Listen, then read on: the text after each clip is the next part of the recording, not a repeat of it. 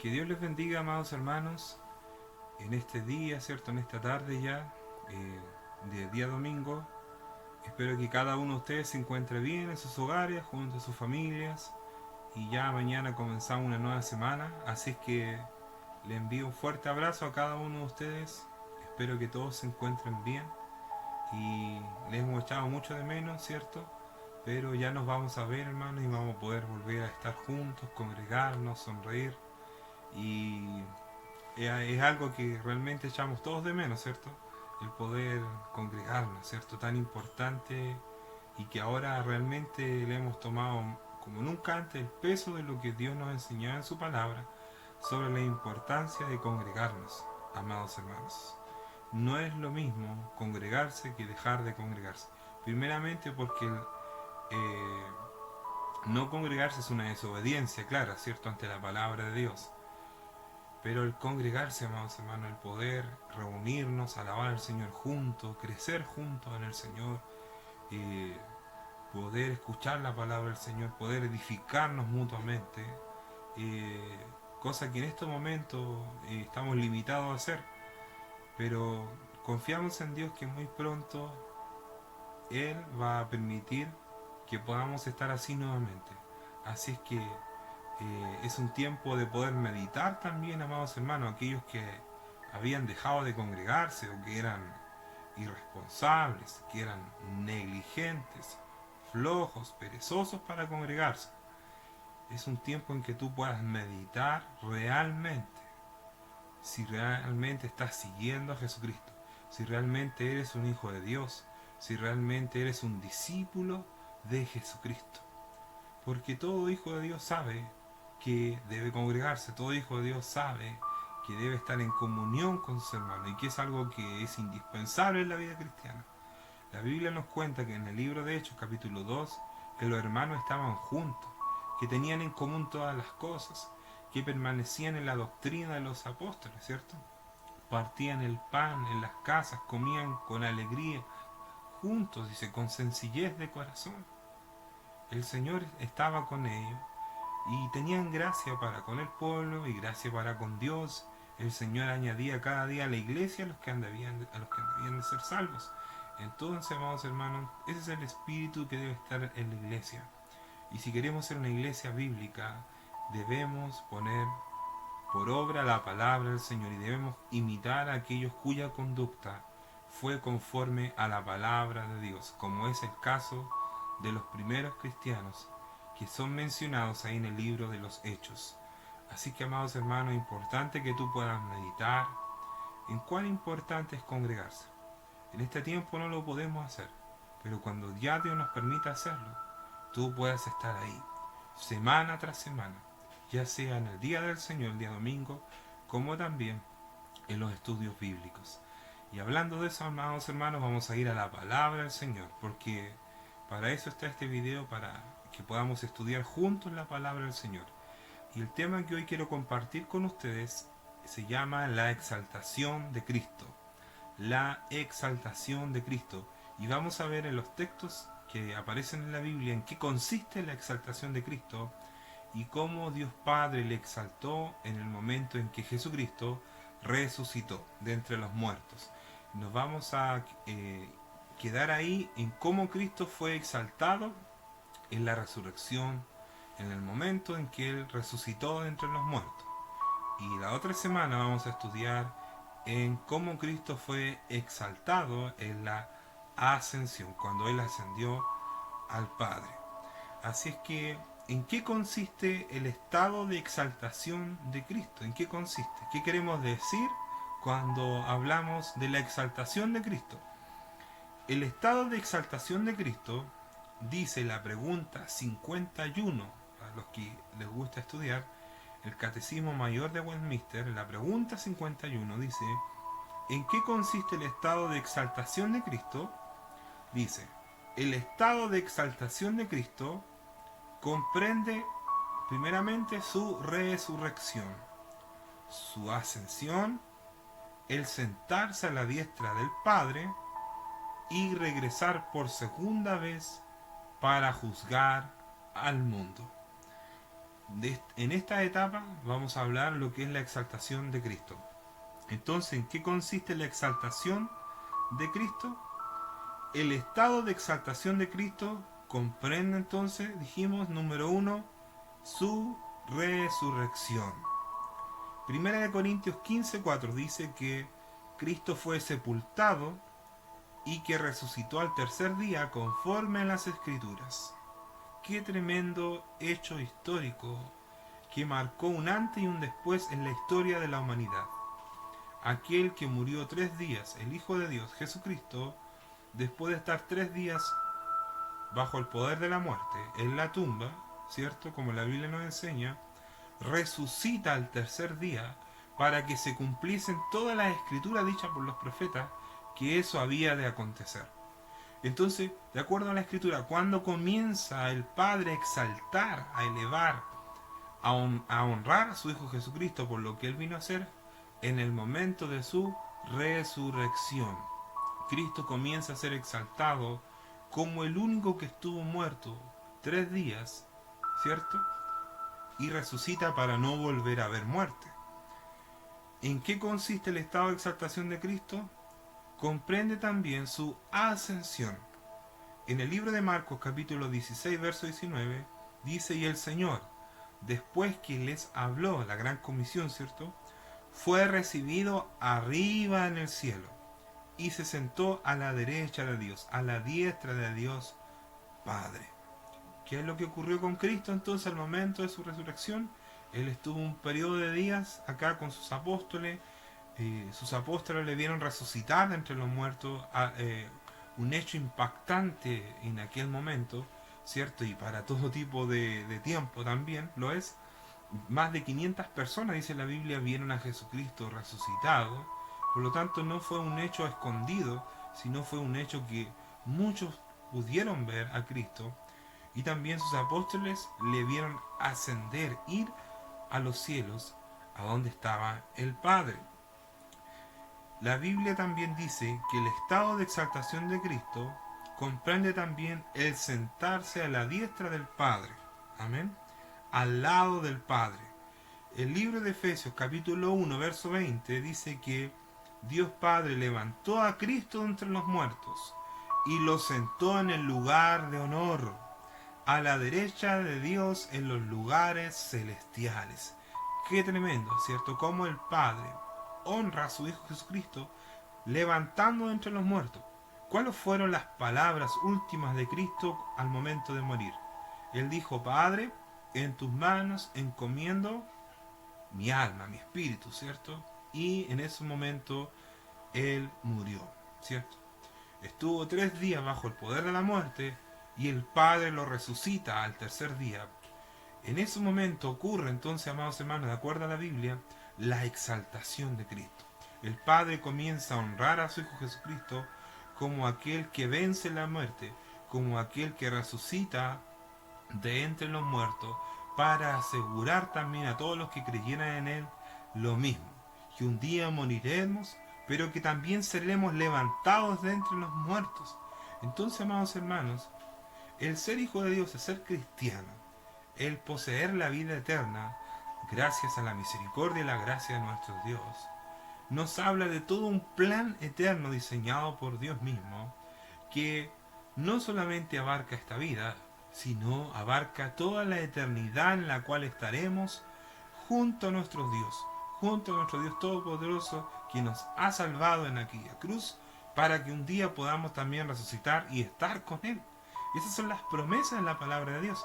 Nosotros, amados hermanos, nos afligimos por problemas, por circunstancias, por muchas cosas, pero Dios ya tiene todo tan bien encaminado para que un día estemos allá y seamos resucitados y venzamos también la muerte como su Hijo Jesucristo, y así el Padre, así como exaltó a Cristo, un día también seamos exaltados por lo que Cristo ha hecho en nuestras vidas.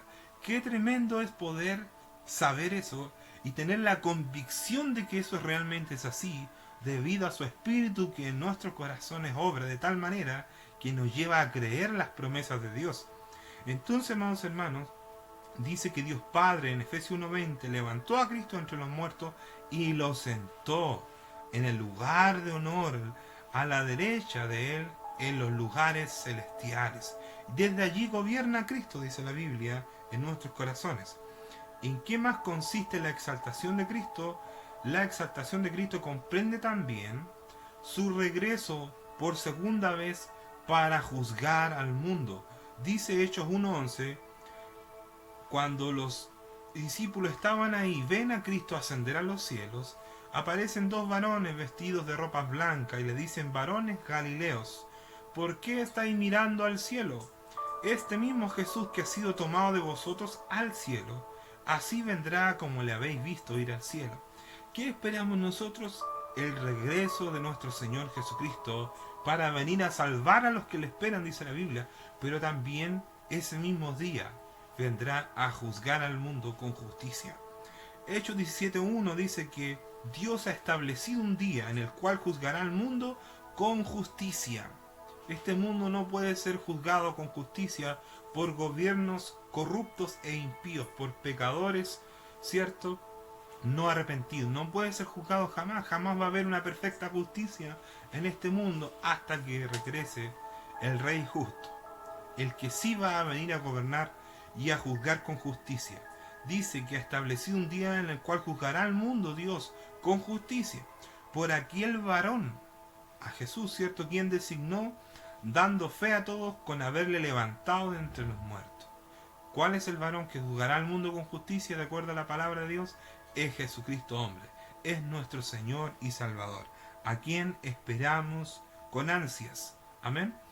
Cristo fue exaltado en su resurrección, en que al momento, ¿cierto?, de morir, su cuerpo no vio corrupción, porque era imposible, dice la Biblia, que fuese retenido por la muerte, que fuese retenido por ella.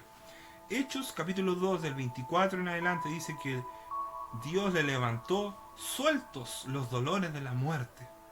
La muerte no lo pudo detener a Cristo, por cuanto era imposible que fuese retenido por la muerte, porque la Escritura decía que su alma no sería dejada en el Hades, en el lugar de los muertos, ni permitiría al Padre que su Hijo Santo viera corrupción, o sea, se quedara en el estado de muerte en ese momento cuando Él murió, sino que Cristo, la Escritura decía que Cristo sería levantado de entre los muertos, y eso fue lo que ocurrió hace 2000 años atrás.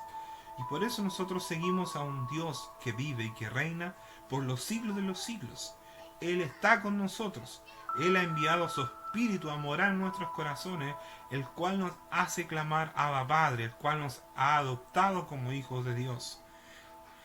¿En qué consiste también el estado de exaltación de Cristo en el momento de su resurrección?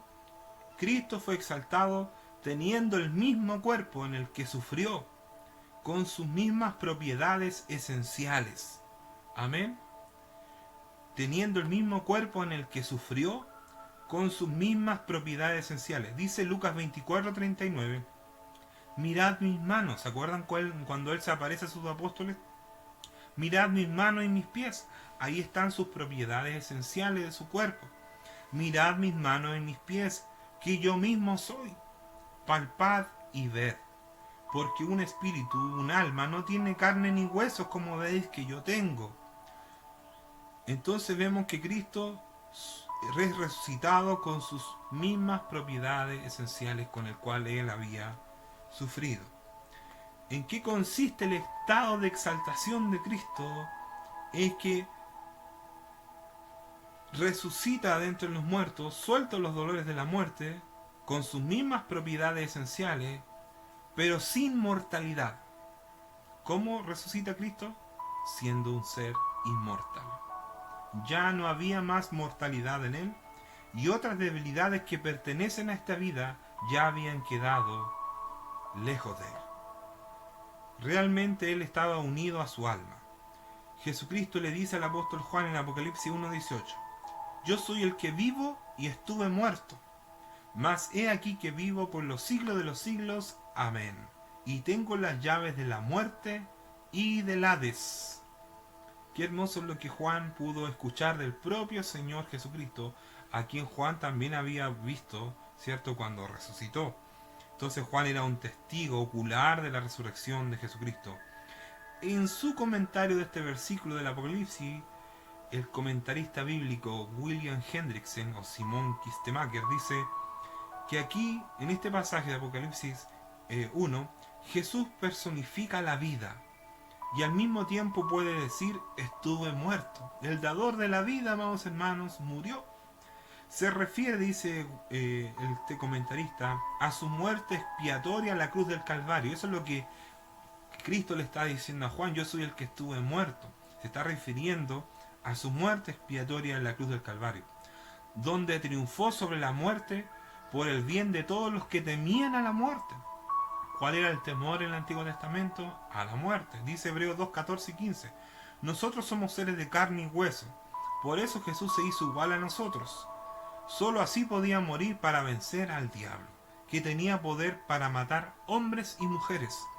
Con su muerte Jesús dio libertad a los que se pasaban la vida con miedo a la muerte.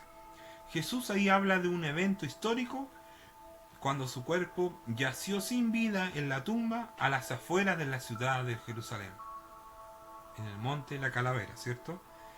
El contraste es subjetivo, dice este comentarista, porque el que es vida permite que su cuerpo se someta a la muerte. Lo que restaura entonces es un cuerpo físico que sufrió muerte, de modo que no pueda volver a morir nunca. Ese es Cristo. De esa manera fue exaltado Cristo. Resucitó entre los muertos, como muchos otros. En su ministerio resucitaron de los muertos, pero volvieron a morir. En el Antiguo Testamento también hubieron muchos que resucitaron entre los muertos, pero volvieron a morir. Sin embargo, Cristo resucita entre los muertos para ya no volver a morir jamás. Ese es nuestro Señor, Jesucristo. Él es el exaltado por el Padre. Y Él es el que nos ha hecho la promesa que un día también nosotros resucitaremos con Él y estaremos con Él para siempre. ¿Lo crees tú, amado hermano? ¿Vives con esas promesas, con esas convicciones en tu corazón? ¿Estás siguiendo a Jesucristo, aquel que dijo: vengan en pos de mí, pero níguense a sí mismo, tomen su cruz y síganme? ¿Estás siguiendo tú al Señor verdaderamente?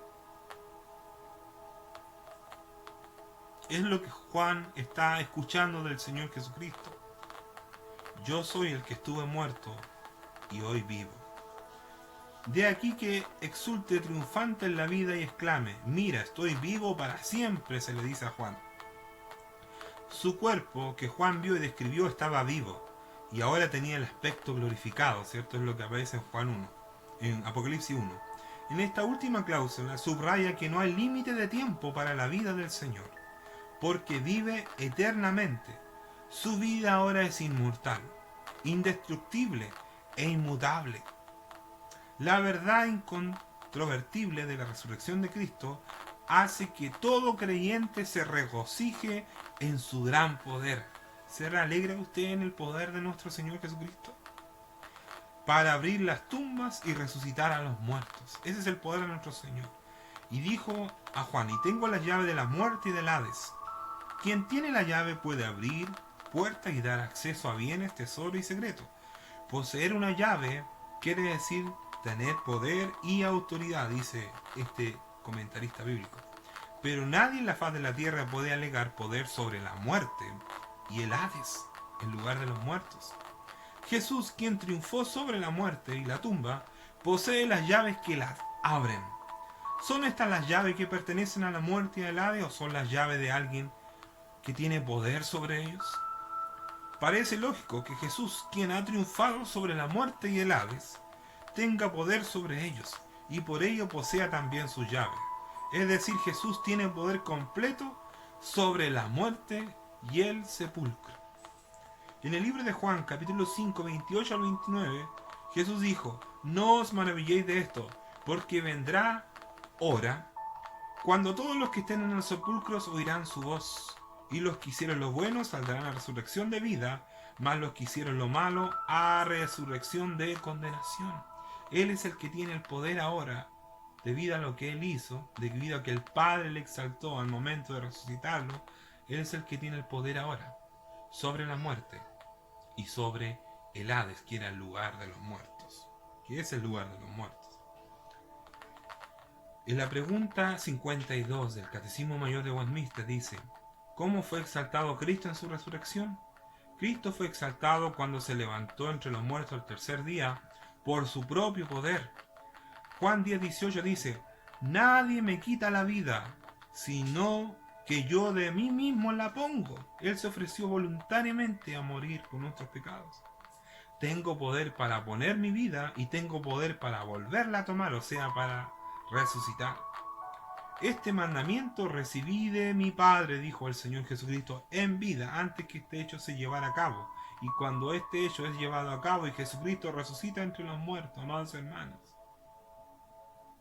ese hecho, ese momento, fue el momento más glorioso de toda la historia, porque se da fin al pecado y entra un tiempo de una nueva era, donde ahora el Espíritu de Dios vendría a morar en los corazones de los elegidos, de los predestinados, para que Cristo con su muerte conquistara un pueblo dado por el Padre en la eternidad, para que reinásemos con Cristo por los siglos de los siglos. Podemos tener temor ante tribulaciones, angustias, muchas cosas que nos pasan, pero todo nos está ayudando para bien. Cristo es exaltado, amados hermanos, también en su resurrección. Cuando vence la muerte, Él se declaró a sí mismo ser el Hijo de Dios. Romanos 1:4 dice: y quedó demostrado que era el Hijo de Dios cuando fue resucitado de los muertos, mediante el poder del Espíritu Santo. Él es Jesucristo, nuestro Señor. Ahí quedó demostrado que Él realmente, después de haber sido demostrado muchas veces, ¿cierto?, en la vida del Señor, pero con esto ya es el broche de oro, ¿cierto?, donde queda demostrado que Jesucristo realmente era lo que dijo ser, el Hijo de Dios, quien fue resucitado mediante el poder del Espíritu Santo. Él es Jesucristo nuestro Señor. ¿Es Jesucristo tu Señor? ¿Es Él quien manda en tu vida? Él dijo en una oportunidad: ¿por qué me llaman Señor, Señor, y no hacen lo que yo les mando? El señorío de Cristo, cuando es algo practicado en nuestras vidas, implica obediencia a su palabra. Amén. Qué tremendas palabras de Cristo. ¿Por qué me llaman Señor, Señor, y no hacen lo que yo les mando? El que me ama mi palabra guardará, dijo el Señor. Cristo es exaltado en su resurrección en haber satisfecho la justicia divina. La justicia divina consistía, amados hermanos, en que éramos pecadores, merecíamos el justo juicio de la ira de Dios sobre nosotros, y Cristo toma nuestro lugar y satisface esa ira que Dios tenía contra el pecado, esa ira descargada sobre su Hijo Jesucristo, para que nosotros no sufriéramos la ira de Dios y fuésemos justificados por aquel inocente que toma nuestro lugar en la cruz, Jesucristo. Romanos 8:34 dice que una vez que este hecho es llevado a cabo y fue llevado a cabo, entonces ahora ¿quién es el que nos condenará? Si Cristo ya pagó por nosotros. Cristo es el que murió, más aún el que también resucitó, el que además está a la diestra de Dios, el que también intercede por nosotros, sus hijos. Él intercede, ora delante del Padre, pide al Padre que seamos guardados, todos sus hijos, hasta que un día estemos con Él. ¿Ustedes creen que la oración de Cristo no será escuchada? Por supuesto que sí, amados hermanos, por supuesto que sí. Por eso tú y yo seremos guardados de las horas más terribles sobre la tierra. Seremos guardados, seremos protegidos. Ahora eso no implica, amados hermanos, como predican el falso evangelio, que no sufriremos, que no tendremos aflicción, que incluso no nos vamos a morir prácticamente. Eso no es lo que la Biblia enseña. La Biblia enseña inclusive que la muerte es una bendición para el creyente, que es mejor estar ausente del cuerpo y presentes en el Señor. Cristo entonces satisface la justicia divina. Por eso es que la ira de Dios no cae sobre nosotros, porque Cristo ya pagó por ella. Cristo la recibió en su propio cuerpo en aquel día en la cruz del Calvario. Cristo fue exaltado entonces, amados hermanos, en haber vencido a la muerte y al que tenía el imperio de la muerte, al diablo. Dice Hebreos 2, 14 y 15: puesto que los hijos son de carne y sangre, también él participó de su humanidad, para poder destruir mediante su muerte a aquel que tenía el poder de la muerte, esto es al diablo, y liberar a aquellos que durante toda su vida estaban sujetos a la esclavitud por su temor a la muerte. Volvemos al comentarista bíblico William Hendricks. En su comentario al libro de los Hebreos dice: el escritor indica que la necesidad de librar a su pueblo de sus enemigos, de la muerte y de Satanás, significaba que Jesús tenía que hacerse hombre, tenía que tener un cuerpo de carne y de sangre, y debía ser totalmente humano para poder librar a su pueblo. El rescate de sus seguidores de la maldición del pecado y de las garras del diablo no podía lograrse al menos que él tomase el lugar de aquellos que Dios le había encomendado, pero que estaba bajo condenación debido a su pecado. Así estábamos nosotros, bajo condenación. Pero Cristo viene, ¿cierto?, y nos libera de las garras del diablo y nos compra para sí mismo, y ahora le pertenecemos no al diablo. No tenemos que arrebatarle nada al diablo, como muchos falsos predicadores dicen: arrebatan al diablo las bendiciones, ordenan al diablo que suelte las bendiciones que te robó. Amados hermanos, todo eso está basado en un falso evangelio. Eso no está en la escritura. Nosotros ahora le pertenecemos a Cristo. No tenemos que arrebatarle nada al diablo. Cristo ya le arrebató al diablo nuestras vidas. Ya no somos del diablo. Él no tiene nada en nosotros. Es nuestro enemigo, sí. Tenemos que estar atentos, sí, delante de él. Pero ahora le pertenecemos a Jesucristo.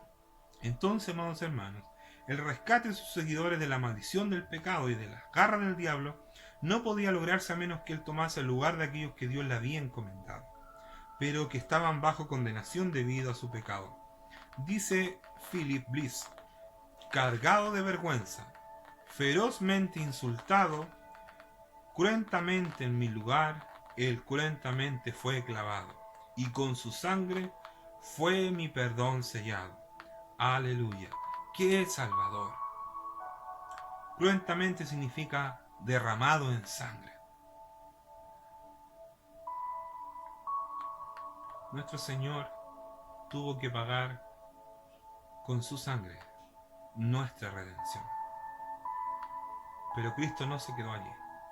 El Padre le exalta y le resucita entre los muertos.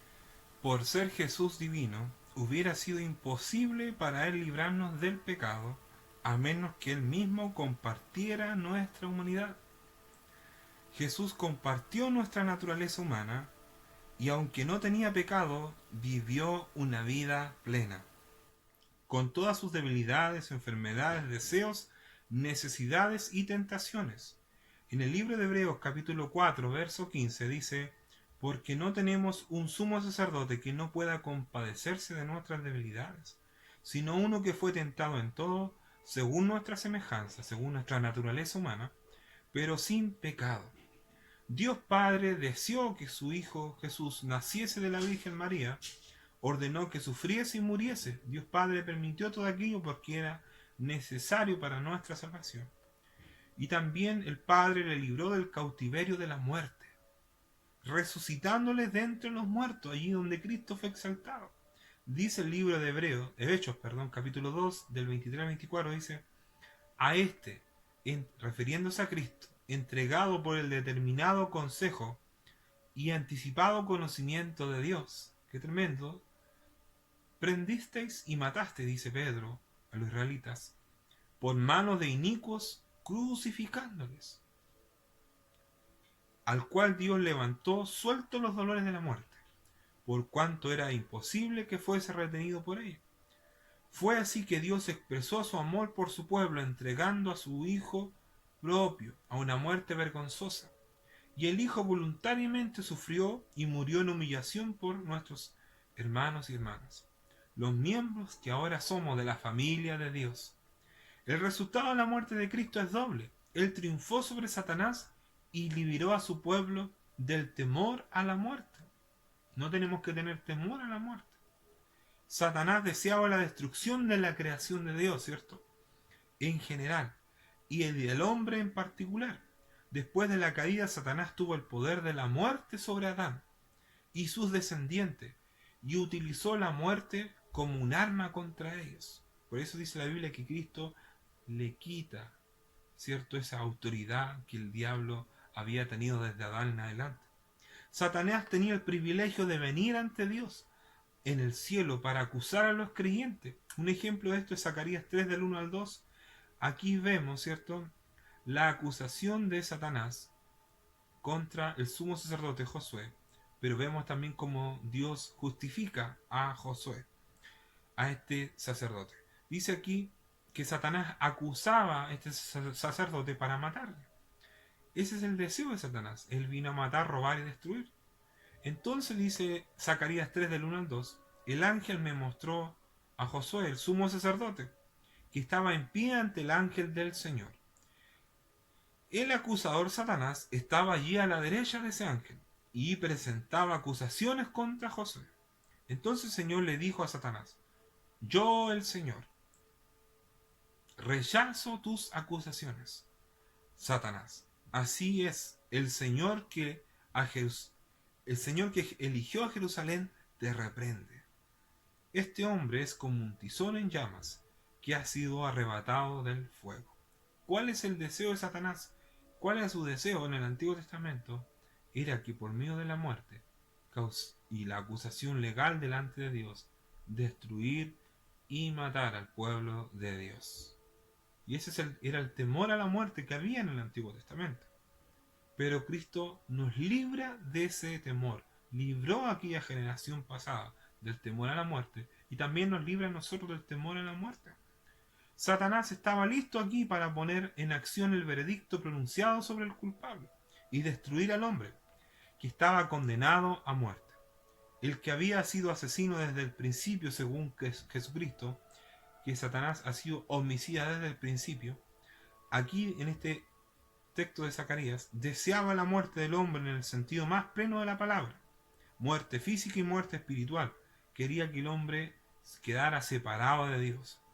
Él deseaba servir como ángel de la muerte, blandiendo, o sea, usando la muerte, ¿cierto?, el poder de la muerte para destruir.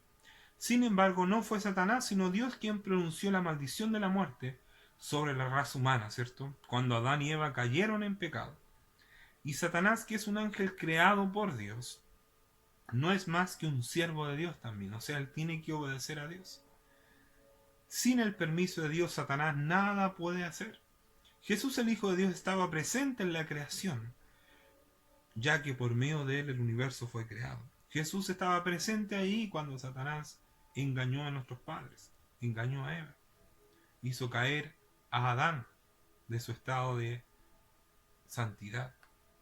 Solo Jesús, él era capaz de destruir a Satanás. Ningún hombre podía destruir a Satanás.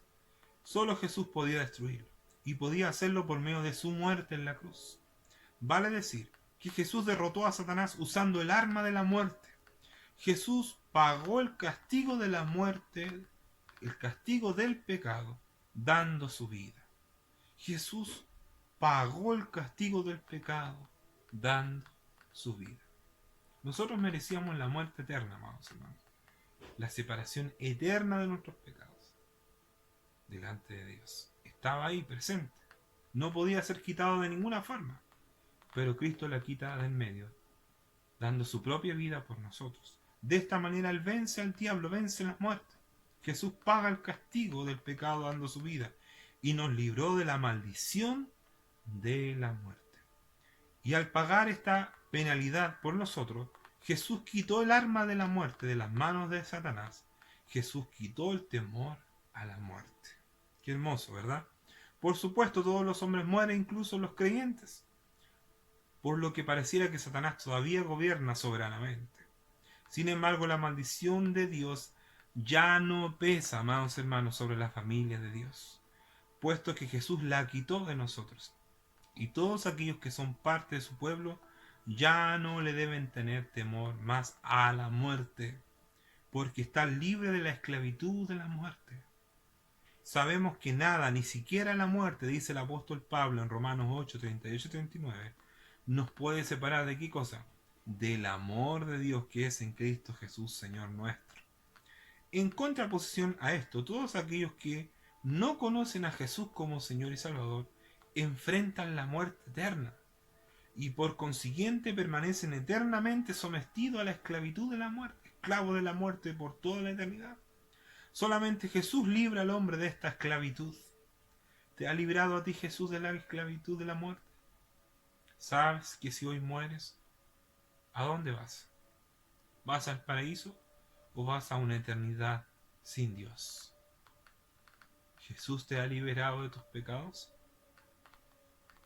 Desde la muerte entonces de Jesús en la cruz del Calvario, la muerte ha perdido su poder y efecto. Al pasar los portales de la muerte, el cristiano entra no al infierno, sino ahora al cielo.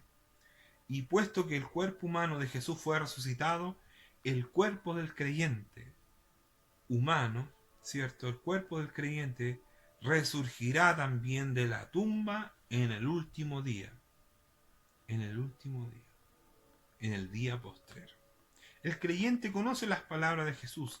Estuve muerto, y he aquí que yo vivo por los siglos de los siglos, y tengo la llave de la muerte y del Hades, el lugar de los muertos.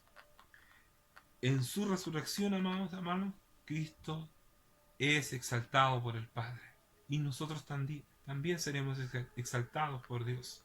Cuando un día también resucitemos, para ya nunca más volver a ver muerte. Nos estamos preparando para aquel día glorioso. ¿Hay arrepentimiento en tu corazón? ¿Estás buscando a Dios de corazón o a medias? Cristo, cuando fue resucitado entre los muertos, se convierte en el Señor de los vivos y de los muertos. Romanos 14:9 dice, porque Cristo para esto murió y resucitó, y volvió a vivir, dice, para ser Señor así de los muertos como también de los que viven. En su resurrección Cristo fue exaltado e hizo todo esto como persona pública. 1 Corintios 15, 21, 22 dice, por cuanto la muerte entró al mundo por un hombre, Adán, ¿cierto? También por un hombre la resurrección de los muertos. Porque así como en Adán todos mueren, también en Cristo todos serán glorificados, vivificados. Cristo es exaltado al convertirse también en la cabeza de la iglesia, en el que manda a su iglesia, en el que lidera a su iglesia, a su pueblo. Efesios 1, 20, 22, 23 dice que Cristo fue levantado de entre los muertos y fue sentado en el lugar de honor, a la derecha de Dios en los lugares celestiales. Ahora Cristo está por encima de todo. A ese nivel fue exaltado Cristo por el Padre, estando por encima de toda autoridad, como dice este pasaje, por encima de los gobernantes, autoridades, poderes o demonios, o cualquier otra cosa, no solo en este mundo, sino también en el mundo que vendrá. Jesucristo ha sido exaltado por sobre todo, y un día estaremos con Él. Dios ha puesto todo bajo la autoridad de Cristo, a quien hizo cabeza de todas las cosas para beneficio de la iglesia. ¿Para qué puso el Padre a Cristo como la máxima autoridad en el universo? Para el beneficio de la iglesia. Me gusta ese precioso texto que dice, si Dios Padre ha dado a Cristo, ¿cómo no nos dará también con Él todas las cosas? Y la iglesia, dice el verso 23 de Efesios 1, es el cuerpo de Cristo. Y Él la completa y la llena. ¿Qué somos nosotros de Cristo? Su cuerpo. Le pertenecemos a Él. Él la completa y la llena. Por eso a través de las tribulaciones, los problemas, todo lo que esté ocurriendo en tu vida, Él va completando lo que te falta. Él va llenando tu vida de aquello que te falta de Dios todavía. Y también es quien da plenitud a todas las cosas, en todas partes, con su presencia. Su presencia, la presencia de Jesús, lo llena todo. Él gobierna todo. Y gobernará todo. Colosenses 1:18 dice que Cristo es la cabeza del cuerpo, que es la iglesia. Es el que gobierna la iglesia. El que es el principio. Por medio de Él parte todo. Él es el primogénito, el primero que resucitó entre los muertos, para que en Él todo tenga la preeminencia. Cristo fue exaltado por el Padre y también es exaltado por nosotros, lo que hoy en día tenemos vida gracias a lo que Él hizo por nosotros. Tu vida y mi vida están exaltando a Cristo. El Padre le exaltó al haberlo resucitado entre los muertos. Nosotros también hemos sido resucitados en Cristo Jesús. Tenemos nueva vida en Cristo y fuimos creados nuevamente para resucitar, no solamente, sino que para exaltar a Cristo en toda nuestra manera de vivir.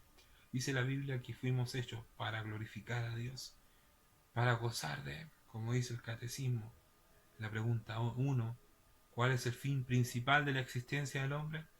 Es glorificar a Dios y gozar de Él para siempre.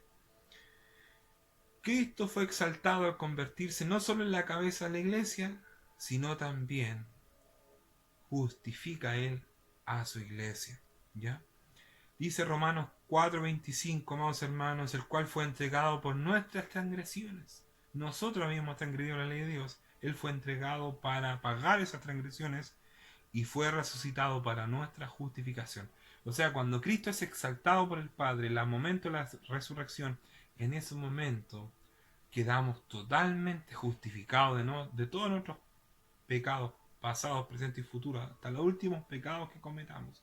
Cristo ya ha pagado totalmente por cada uno de ellos. Por eso la Biblia dice que si pecamos, Él es fiel y justo, Padre fiel y justo, para perdonar nuestros pecados y limpiarnos de toda maldad. ¿A qué cosa el Padre fiel y justo? A lo que su Hijo Jesucristo hizo. A eso es el Padre fiel y justo. Por eso es que somos limpiados una y otra vez.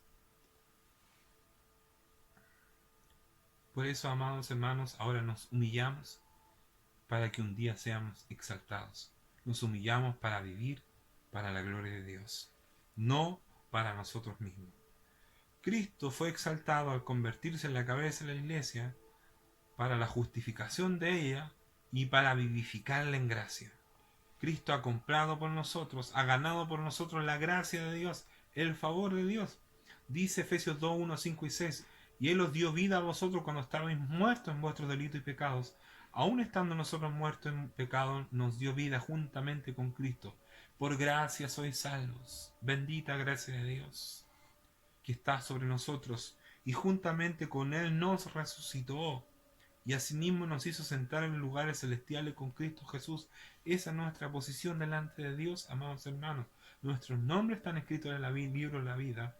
Somos hijos de Dios, le pertenecemos a Él. Espiritualmente estamos sentados con Cristo en los lugares celestiales. De allá somos, de allá está nuestra ciudadanía. Un día le veremos tal como Él es. ¿Por qué hay temor en tu vida? ¿Por qué hay temor en tu corazón? Sabiendo quién tú eres en Cristo, pero más bien sabiendo quién es Cristo. Ante todo el universo el Padre le ha declarado como el gobernante y como el cabeza de todas las cosas. En su resurrección Cristo fue exaltado a convertirse entonces, amados hermanos, en la cabeza de la iglesia, justifica a la iglesia, la vivifica en gracia y la defiende también de sus enemigos. 1 Corintios 15, 25 al 27 dice, porque preciso es que Él reine hasta que haya puesto a todos sus enemigos debajo de sus pies. Y el postrer enemigo que será destruido en la muerte, porque todas las cosas las sujetó debajo de sus pies, o sea, debajo de su autoridad.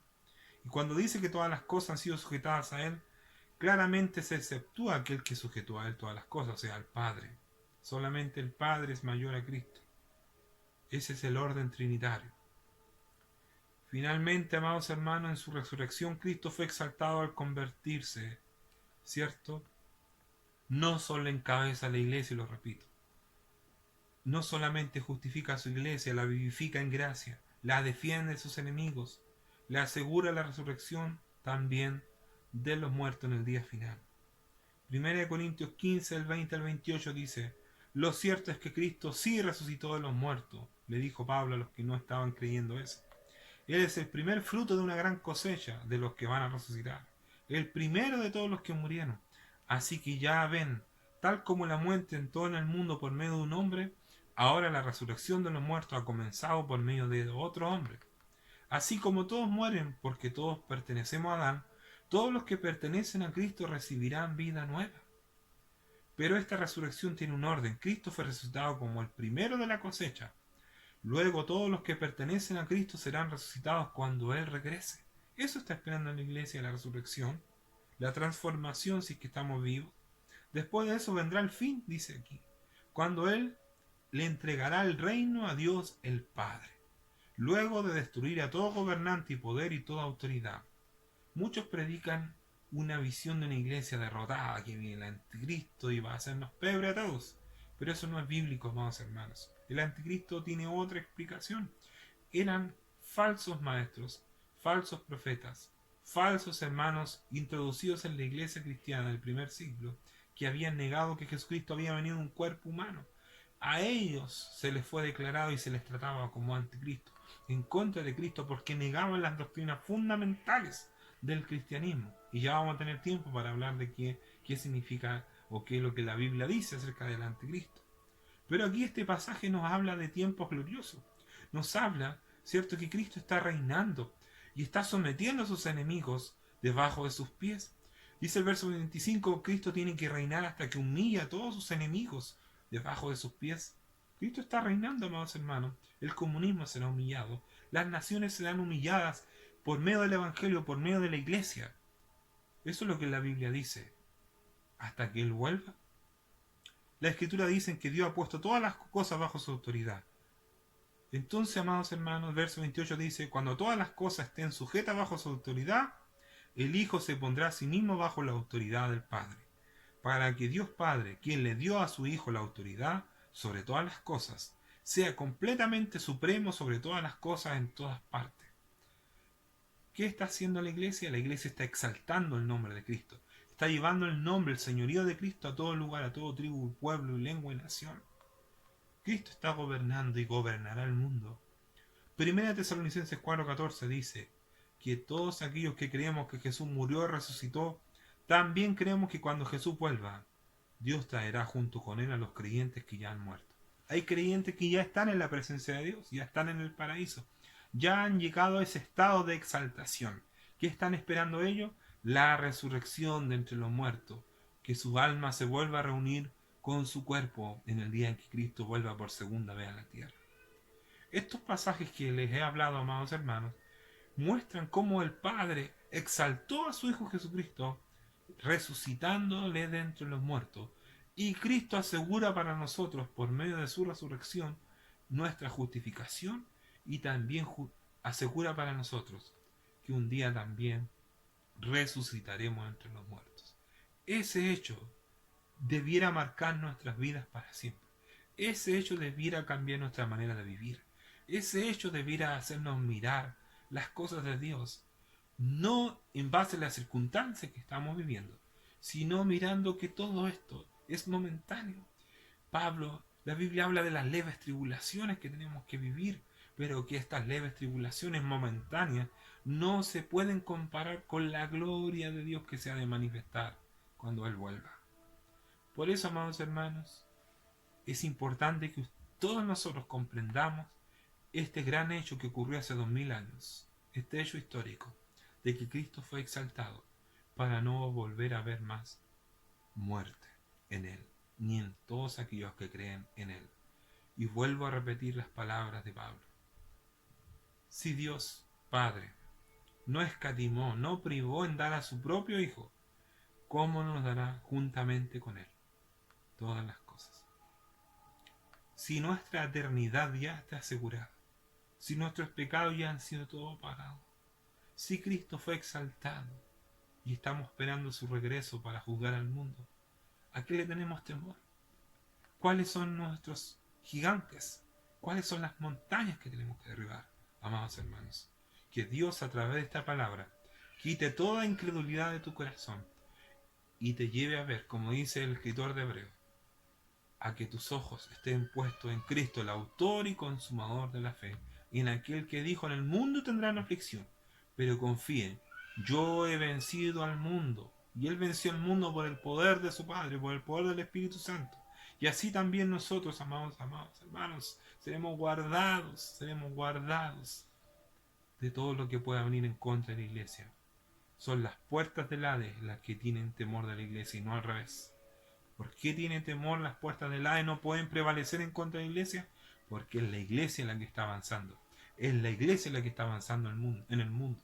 Es la iglesia la que llenará la tierra con el conocimiento de la gloria de Dios, como las aguas cubren el mar. Que Dios te fortalezca por medio de su santa palabra.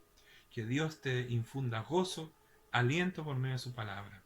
Y puedas mirar al Cristo exaltado, el que está a la derecha de Dios Padre, gobernando ahora tu vida, en el cual un día estaremos con Él para siempre.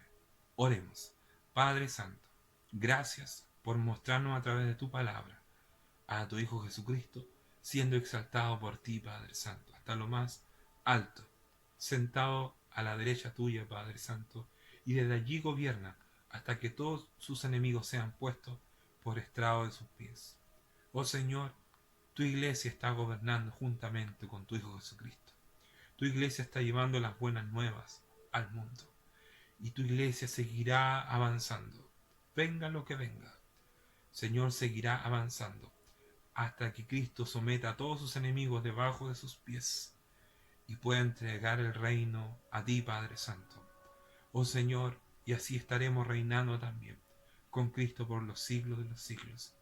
Que este gozo esté en el corazón de mis hermanos y que no lleven su vida cristiana en base a las circunstancias que están viviendo, sino a lo que tu palabra dice, que somos hijos de Dios, que tú estás con nosotros, Señor, y que estas leves tribulaciones momentáneas, Señor, que estamos viviendo, no son comparables con aquella gloria tuya que se ha de manifestar en nosotros cuando Cristo vuelva. Gracias, Padre. Oramos en el nombre de tu Hijo Jesucristo. Amén.